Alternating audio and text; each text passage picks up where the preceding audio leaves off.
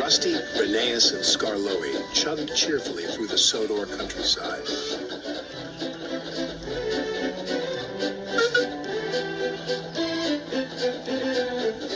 The engines were going to help Duncan with an important job at the Incline Railway.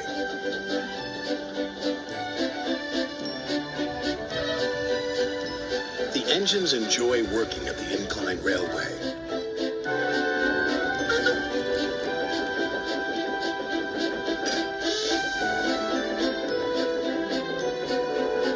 They like the clever way the loaded slate cars roll down the incline, pulling the empty slate cars up.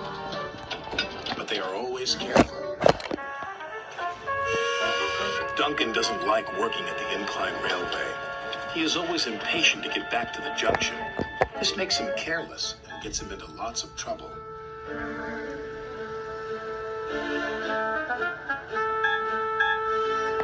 Rusty hoped Duncan would stay out of trouble today, but he was already in too much of a hurry. "I'm a plain-speaking engine," gruffed Duncan. "So collect your slate cars and be quick about it." And off he steamed. Bossy Boots chuffed Rheneas. Pushy Puffer huffed Skarloey. They didn't like Duncan telling them what to do. "He just wants to get back to the bustle of the junction," Rusty said.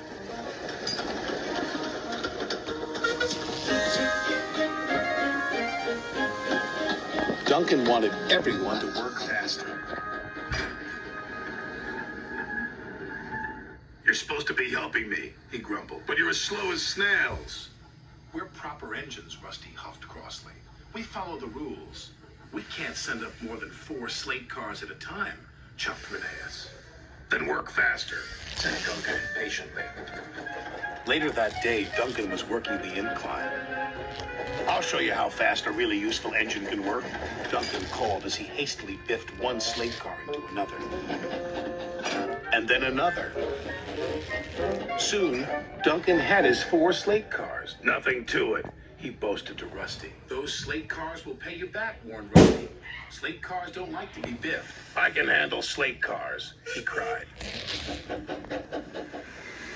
The 3 little engines could see Duncan was not going to listen.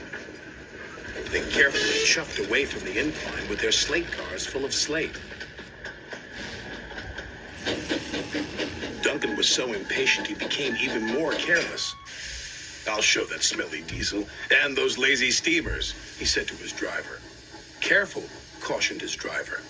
"You're asking for trouble." And he got it. Duncan didn't notice his chain was tangled in the coupling of the slate car in front of him. Suddenly, he was being pulled up the track by the empty slate cars. "Bouncing bogies," he cried. "It's got me." Duncan's driver jumped clear. Rusty returned to see Duncan being pulled up the incline. "I tried to warn him," said Rusty. "He never listens," the little diesel's driver said. The chain pulling Duncan's slate cars couldn't hold the weight.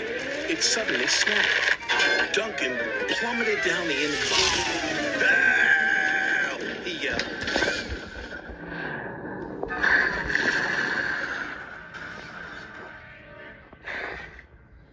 "Glug, glug, glug," he said. "Bluggle my bloiler." Duncan felt foolish and very wet. When Sir Topham had arrived, he spoke severely to Duncan. "You have not been a responsible engine," he said. "Your impatience has caused confusion and delay, and you owe these engines an apology." "Sorry," Duncan said to Rusty, Rheneas, and Skarloey. "Once you have been repaired," Sir Topham had said, "you will work the incline until you learn to be patient and careful." "Yes, sir," said Duncan.